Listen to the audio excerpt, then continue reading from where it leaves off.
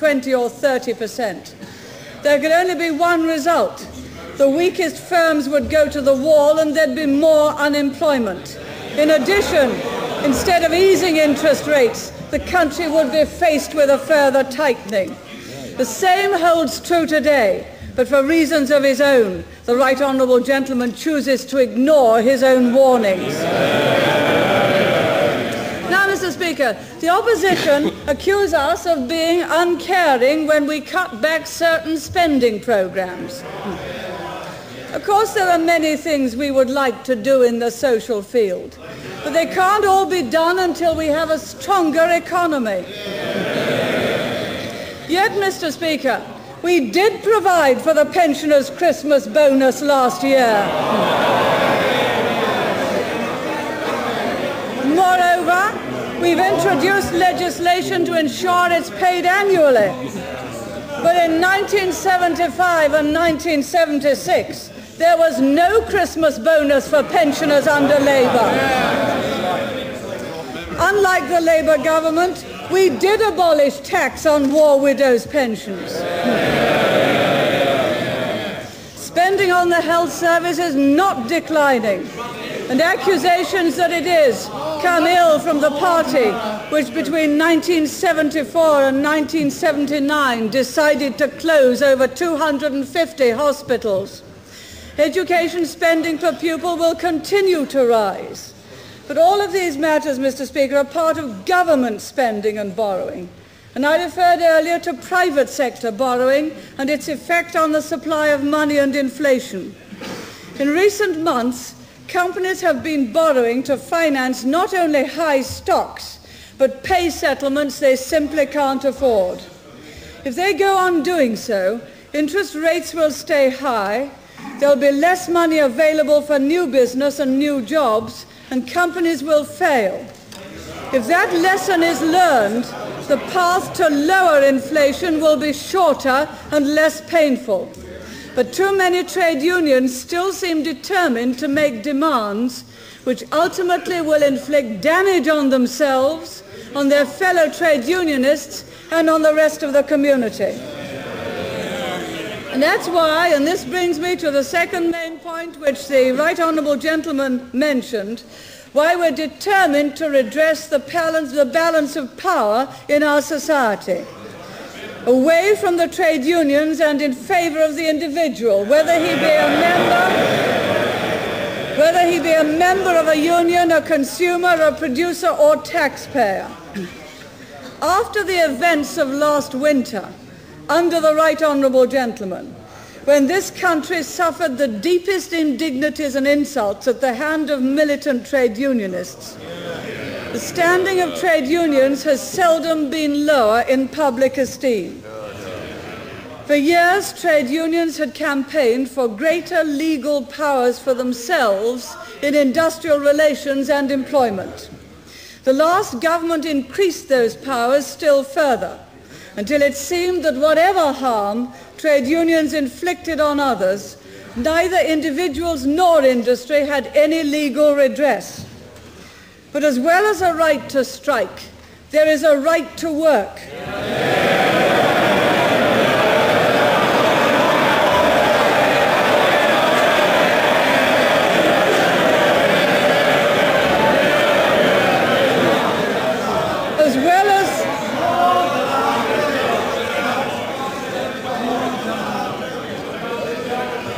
As well as the justice of a demand, there's the injustice that industrial action may inflict on others.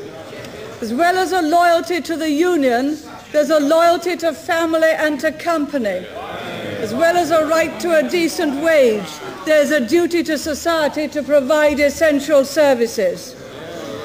It had become abundantly clear that just as the unions had at one time sought redress from the arbitrary actions of employers, so today individuals, businesses and citizens were seeking protection from the power and might of trade unions.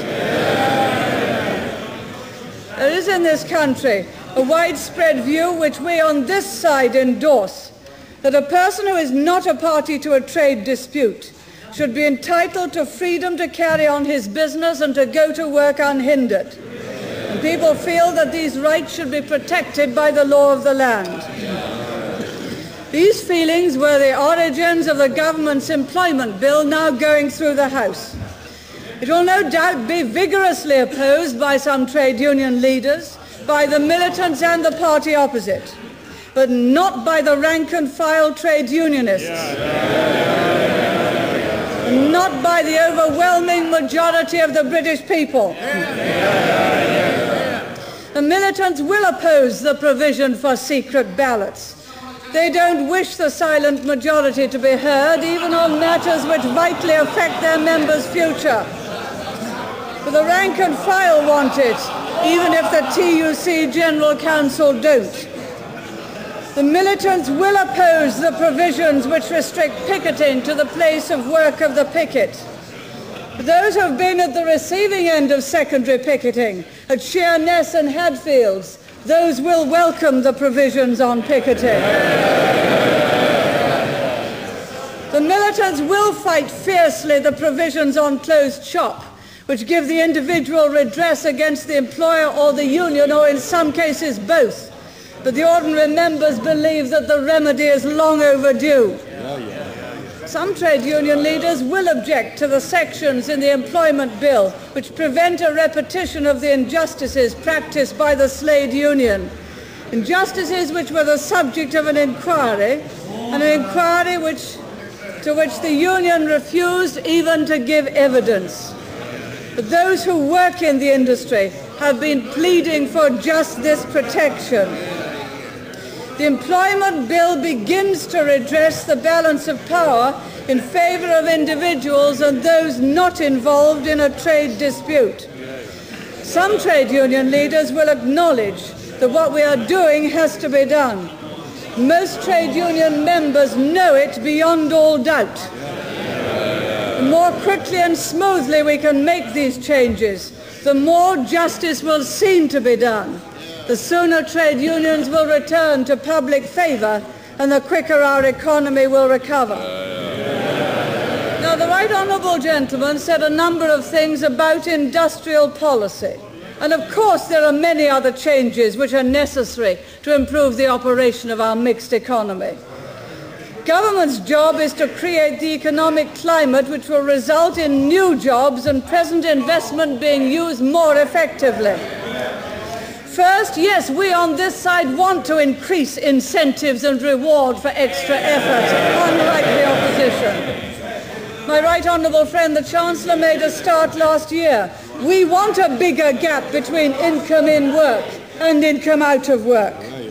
Second, in contrast to the opposition, we believe that goods are produced more efficiently through competition in the private sector than under the monopoly protection of the public sector. Hence our programme on which we've started of denationalisation wherever this is possible. Third, Mr. Speaker, there's much evidence that large firms, large plants, large organisations are more prone to industrial discontent than smaller units. And it's particularly to small firms that we have to look for many of the jobs of the future. And that's where tax incentives and the reduction of controls are so important. Further, we are studying how best we can achieve the move towards smaller units in both nationalised and private industry. Fourth, Britain's industrial problems are not only those of low productivity, but in too many areas there are defects of quality, design and delivery. This government has restored to management the freedom and responsibility to manage.